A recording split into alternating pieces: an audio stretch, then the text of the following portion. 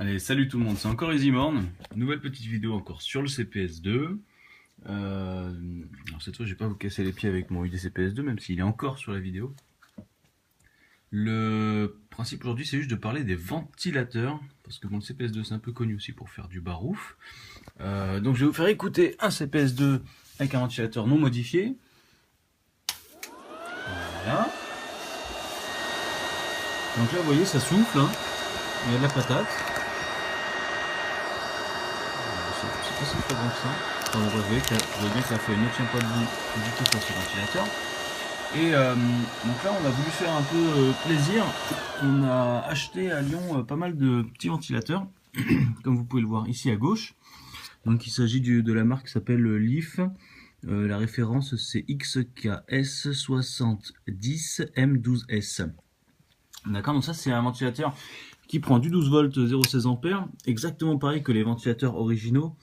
Donc comme vous pouvez voir ici, celui-là en plus il a vraiment bien, il a bien subi la vie quoi. Il a bien subi la poussière et la crasse. Donc voilà, donc 12 volts 0,16 ampères, donc vraiment exactement pareil. Je crois qu'il est un peu plus fin ouais c'est ça, celui que je vous propose, moi il est un tout petit peu plus fin. Voilà, vous voyez, il y a pas grand chose, mais juste un tout petit peu plus fin. Donc on pourrait se dire qu'il bouge un peu dans la carte mère, mais pas du tout, il tient très très bien. Le connecteur est en plus exactement, si vous voulez, il est compatible avec ce qui se faisait avant. Voilà. Et voilà le résultat. Donc là, dans l'UDCPS2, j'ai mis un nouveau ventilateur. Écoutez bien. Je sais même pas si ça va être audible sur le micro du téléphone. Pareil, là, enfin, ça souffle un petit peu moins fort, mais vous voyez que la feuille tient pas bien en place. Et on voit qu'il y a quand même un minimum de débit d'air. Voilà.